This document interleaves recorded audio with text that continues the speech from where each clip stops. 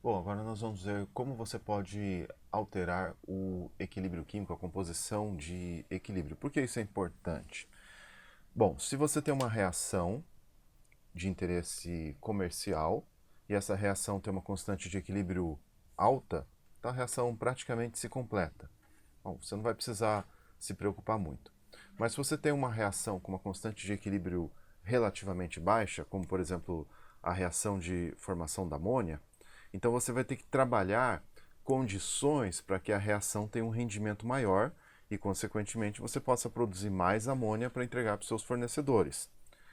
Mais tarde nós vamos analisar o famoso processo de Haber para a síntese da amônia, mas enfim, uh, o que se faz é trabalhar fatores que alteram a composição da mistura em equilíbrio. Bom, o que pode alterar a composição da mistura em equilíbrio? Mudanças nas concentrações de reagentes e produtos. Por exemplo, você pode adicionar ou remover reagentes e produtos. Isso vai afetar a composição do equilíbrio. O sistema vai buscar um novo estado de equilíbrio com uma concentração diferente ou com concentrações diferentes da concentração inicial. Variação de volume também. Variando o volume, você vai estar variando as pressões parciais e, consequentemente, as concentrações de reagentes e produtos. E mudando a temperatura, você também afeta as concentrações de equilíbrio. Por quê? Mudando a temperatura, você muda o valor da constante de equilíbrio, pois a constante de equilíbrio é constante para uma dada temperatura. Então, nós vamos nos basear aqui nesse princípio qualitativo de Le Chatelier, né? Quando uma perturbação exterior é aplicada a um sistema em equilíbrio, ele tende a se ajustar para reduzir ao mínimo o efeito dessa perturbação. Por exemplo, se a perturbação for um aumento da temperatura, o sistema vai se ajustar tentando absorver calor. Se for um abaixamento da temperatura, isso vai afetar o equilíbrio, que será deslocado no sentido da reação exotérmica. Então vamos ver alguns casos quantitativos aqui para entendermos. Então nós vamos tratar aqui da síntese da amônia, ou enfim, você tem aqui nitrogênio mais hidrogênio dando amônia.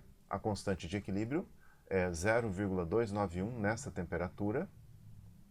Como você escreve a constante de equilíbrio? Você escreve a constante de equilíbrio da mesma forma que escreveria o quociente de reação. Então, a constante de equilíbrio aqui dada em termos de concentrações é concentração do NH3, que é o seu produto, elevado ao coeficiente estequiométrico, sobre concentração do N2, que multiplica pela concentração do H2 ao cubo.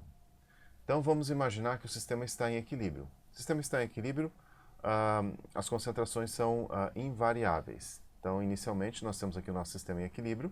A concentração inicial aqui, 3 mols por litro de hidrogênio, 2 mols por litro de amônia, meio mol por litro de nitrogênio.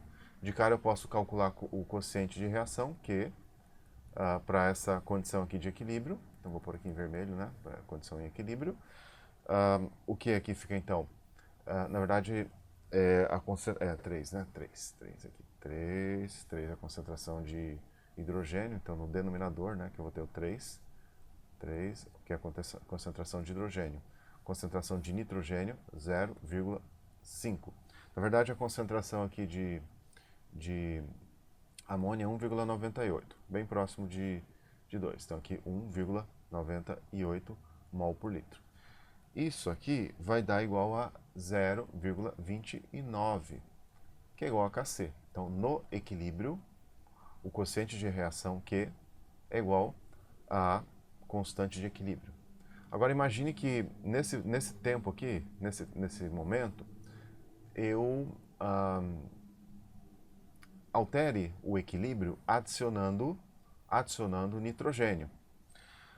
O que vai acontecer com as concentrações de reagentes e produtos? Ora, se eu adicionar nitrogênio, eu estou aumentando a concentração de um reagente. Então a tendência é que o sistema busque um novo estado de equilíbrio para aliviar, digamos assim, a tensão, consumindo reagentes e formando produtos. Até tem um dizer aqui importante, né? Olha, em geral, quando o equilíbrio é perturbado pela adição ou remoção de qualquer reagente ou produto, o princípio de Le Chatelier prevê o estresse de concentração de um reagente ou produto adicionado é aliviado pela reação líquida na direção que consome a substância adicionada.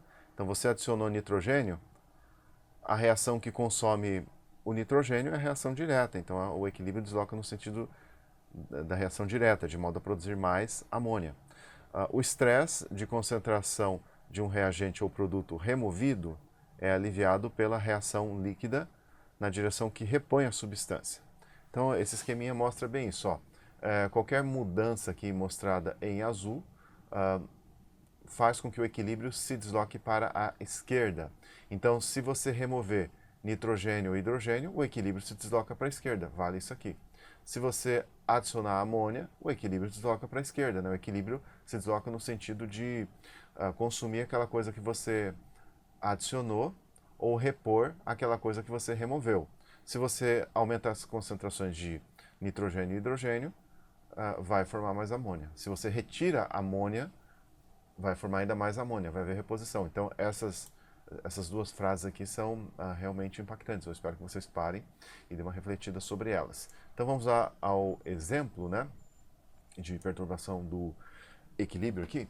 Então, nós tínhamos uma condição de equilíbrio aqui. Nós alteramos a condição de equilíbrio aumentando a concentração do nitrogênio para 1,5. Então, eu vou com essa cor aqui violeta, eu vou fazer as contas aqui para o quociente de reação nesse ponto aqui. Então, o que aqui vai ser nesse ponto, no exato instante que houve o salto da concentração de nitrogênio, eu ainda tinha 1,98 mols por litro de amônia.